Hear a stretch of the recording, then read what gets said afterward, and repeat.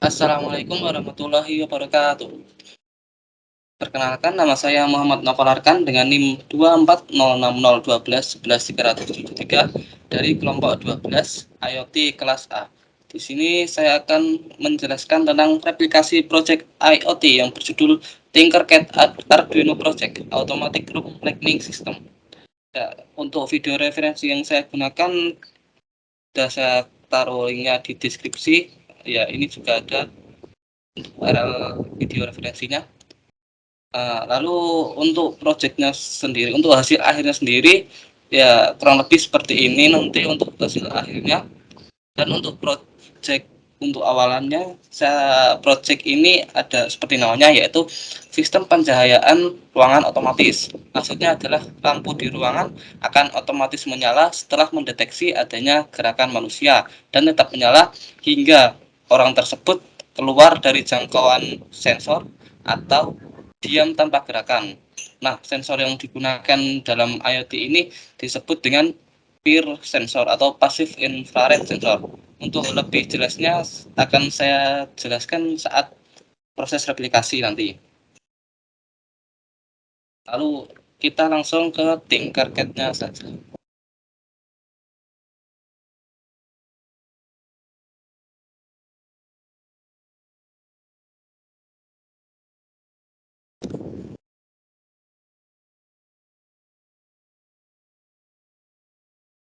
Nah, kita sudah masuk di aplikasi Tinkercad. Untuk proses aplikasinya, yang pertama kita memerlukan komponen-komponen yang akan digunakan. Untuk yang pertama kita membutuhkan komponen yaitu Arduino Uno. Nah, kita taruh sini.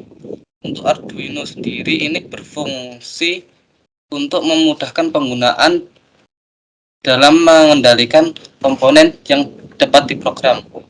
Maksudnya adalah untuk menggunakan IoT yang diprogram, kita bisa menggunakan Arduino ini untuk menyambungkan rangkaian kita ke dalam program agar bisa dikendalikan atau agar bisa mengenali sensor, agar bisa sensornya berfungsi dengan baik. Nah, ya seperti itu. Lalu yang kedua ada breadboard. Kita memerlukan breadboard. Nah, breadboard sendiri sering digunakan dalam rangkaian elektronika karena praktis, tidak usah menyolder terlebih dahulu. Dan banyak sekali manfaat yang bisa didapatkan dari breadboard ini. Lalu ada bukan resistor.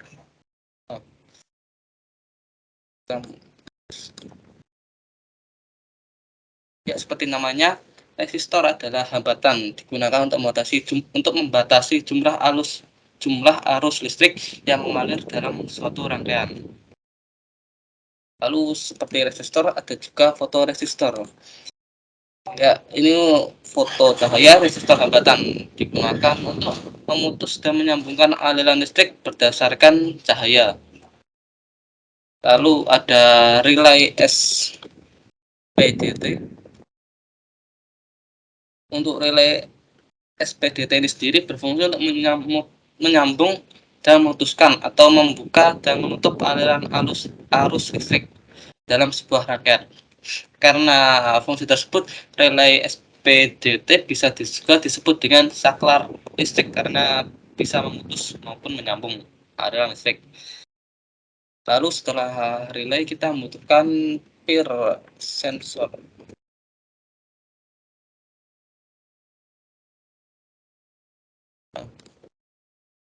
Seperti yang saya jelaskan tadi, PIR sensor atau passive infrared sensor berfungsi untuk mendeteksi adanya pancaran sinar inframerah dari suatu objek. Sesuai dengan namanya, sensor PIR bersifat pasif, yaitu sensor ini tidak memancarkan sinar inframerah, melainkan hanya dapat menerima radiasi sinar inframerah dari luar. Sensor PIR dapat mendeteksi radiasi dari berbagai objek karena Dan karena semua objek memancarkan energi radiasi, sebagai contoh ketika terdeteksi sebuah gerakan dari sumber inframerah dengan suhu tertentu, yaitu manusia mencoba melewati sumber inframerah yang lain, misal dinding, maka sensor akan membandingkan pancaran inframerah yang diterima setiap satuan waktu. Sehingga jika ada pergerakan, maka akan terjadi perubahan pembacaan pada sensor. Ini untuk peer sensor. Lalu ada power supply. Ya, power supply ini berfungsi untuk menyuplai tegangan langsung ke komponen dalam rangkaian. Ya, dalam rangkaian yang membutuhkan tegangan. Misalnya pada proyek ini yaitu adalah light bulb atau lampu. Ya, kita membutuhkan lampu. Nah, light bulb ini akan dialiri listrik melalui power supply ini. Nah, setelah komponen-komponennya sudah terkumpul, kita bisa langsung memulai proses replikasinya. Untuk proses aplikasinya saya membuat sama seperti video referensi yang saya gunakan. Ya, kita mulai saja.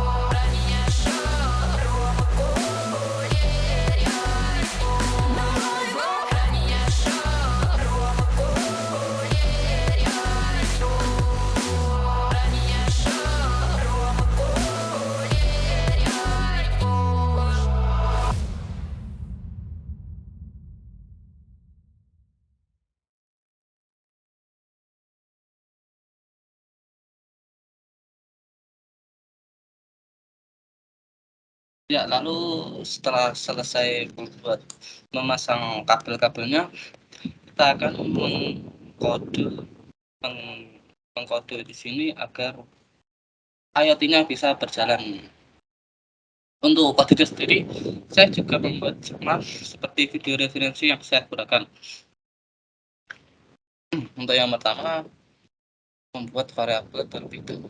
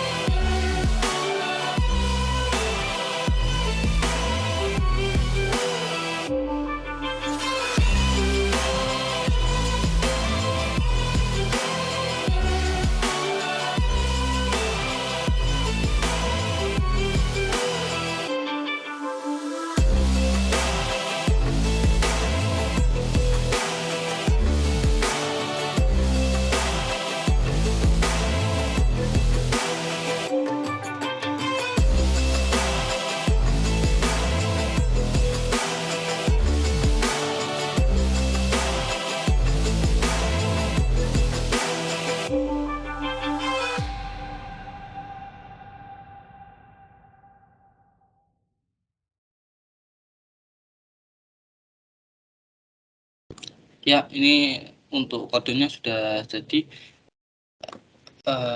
Ini untuk kodenya. Variabelnya ada like sensor file, peer sensor file, dan delay output file. Nah, seperti ini.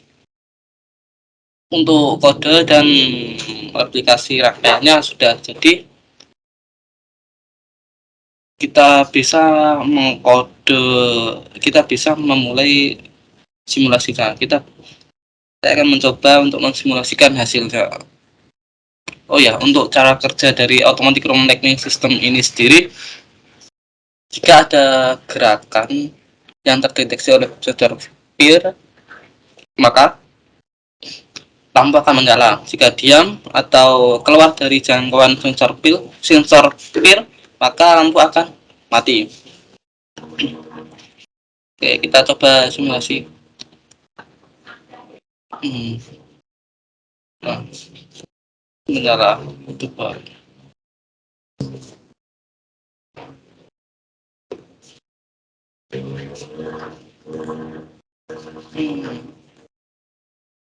bentar.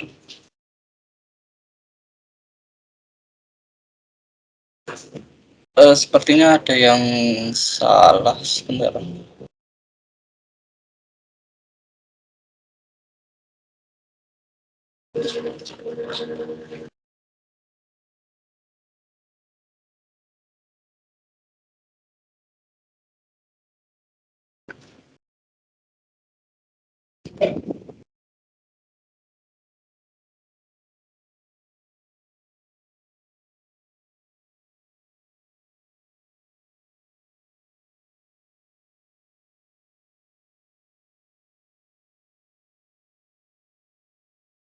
Oh, oh, maaf, maaf. Ini dibuat saya. Maaf, maaf. Salah. Oke, kita lanjutkan simulasinya. Oke, kita coba simulasi start simulation. Nah, ini untuk sound-nya, ini untuk gerakannya. Jika terdeteksi gerakan, nah maka lampu akan hidup. Jika diam, sensor mati dan lampu juga akan mati. Lalu jika gerak lagi akan hidup. Jika jika ini hijau-hijau ini kantor kerja manusia keluar ruangan, maka sensor akan mati dan lampu juga akan mati. Jika objeknya geraknya di luar jangkauan dari sensor peer ini, lampu tidak akan hidup walaupun sudah bergerak. Jika memasuki, sensor akan hidup dan lampu juga akan hidup.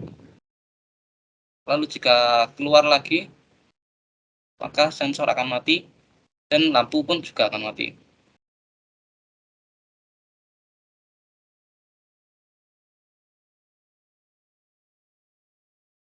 Nah, itu mungkin untuk simulasi automatic room lighting system.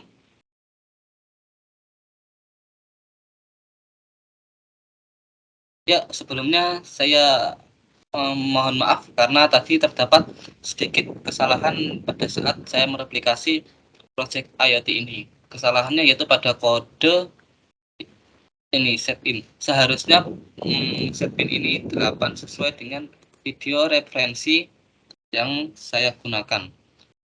Lalu kenapa tadi tidak error? Karena tadi saya baru mencobanya tanpa mengubah nilai komponen-komponennya. Untuk setting ini berlaku ketika like sensor filenya lebih dari 600 sendiri. Untuk like sensor filenya sendiri yaitu adalah pada fotoresistor ini. Lalu ya pada note kali ini saya sekalian akan menjelaskan tentang bagaimana jika nilai-nilai setiap komponen ini diubah, apakah mempengaruhi lampu. Ya, kita coba saja. Untuk yang pertama, sudah kita start simulation. Yang pertama saya akan mencoba untuk fotoresistor. Jika tetap nilainya minimum, paling minimum, lampu akan menyala. Jika saya ubah ke maksimum, apakah lampunya akan tetap menyala? Nah, lampunya sudah tidak bisa menyala karena ya semakin banyak cahaya maka lampunya akan tidak bisa menyala seperti pada lampu emergensi yang ada di rumah-rumah. Untuk bagaimana jika saya turunkan, apakah bisa menyala? Nah, lampu tersebut bisa menyala kembali. Jika kita naikkan sedikit, apakah masih bisa? Nah, lampu sudah tidak bisa menyala karena sudah melebihi dari 600 batasnya. Lalu setelah fotoresistor, kita ke resistor atau hambatan. Jika kita naikkan hambatannya menjadi 100, apakah masih bisa? Nah, masih bisa menyala lampunya, masih bisa menyala normal. Gimana jika kita naikkan menjadi 1000? Apakah masih bisa? Kita coba. Nah, lampu sudah tidak bisa menyala lagi karena semakin besar hambatan yang diterima, maka arus listrik akan semakin kecil. Maka dari itu lampunya tidak bisa menyala jika digunakan hambatan sebesar 1000 kilo ohm saja. Lalu setelah hambatan kita masuk ke power supply. Bagaimana jika voltasenya saya kurangi misal 1? Apakah lampunya masih normal?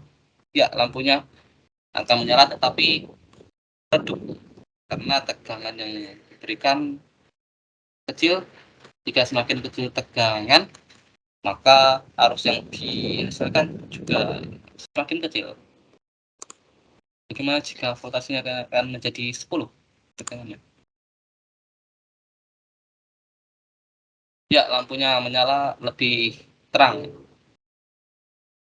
Lalu lantas bagaimana kalau 20? Apakah lampunya masih menyala? Nah, lampu tetap menyala tetapi akan pecah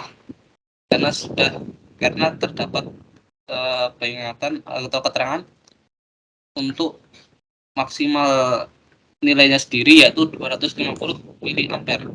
Sedangkan jika voltasnya diset menjadi 20 volt, maka arusnya menjadi 417 mA yang dimana melebihi kapasitas maksimum dari lampu bola merah sendiri, sehingga menyebabkan lampunya akan pecah. Nah, itu untuk power supply. Nah, karena yang bisa diubah nilainya hanya fotoresist, resistor, dan power supply,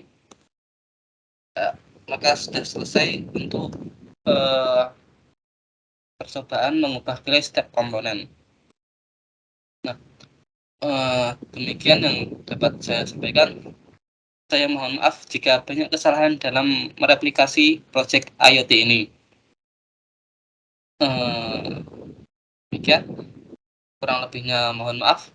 Wassalamualaikum warahmatullahi wabarakatuh.